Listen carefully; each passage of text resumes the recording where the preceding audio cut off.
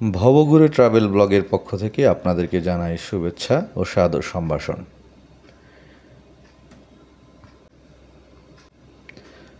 ভবঘুরে travel ব্লগের নিয়মিত আয়োজনে আজকে আপনাদের সঙ্গে আমরা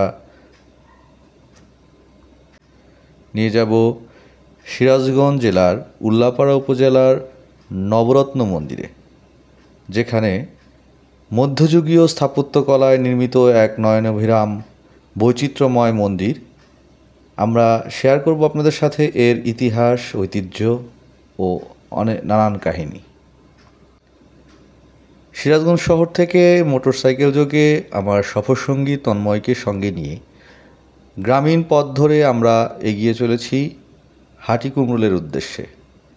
স্বতন্ত্র বৈশিষ্ট্যের মোহনীয় প্রাকৃতিক সৌন্দর্যে ঢাকা বাংলাদেশের প্রত্যেকটি গ্রামগুলোর অপার সৌন্দর্য একই সঙ্গে নয়নাভিরাম ও বৈচিত্র্যময়।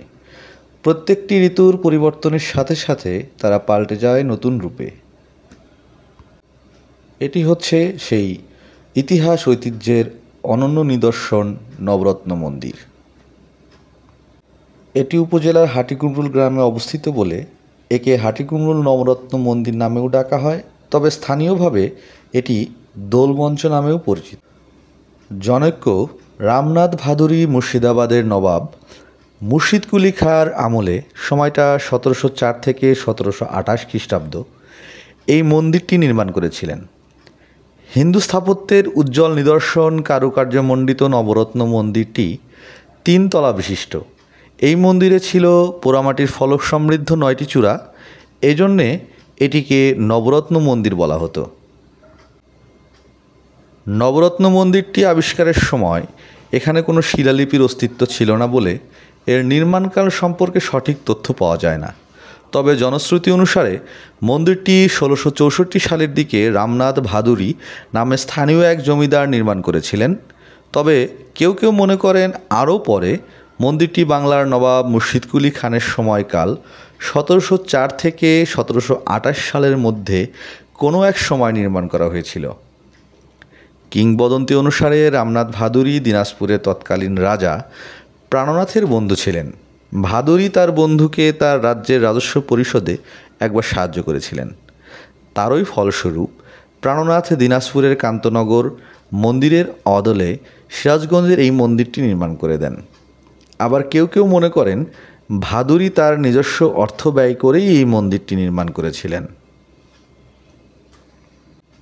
দিনাজপুর জেলার কান্তজির মন্দিরের অনুকরণে গঠিত 3 তলা এই মন্দিরের আয়তন 65.24 বাই 65.24।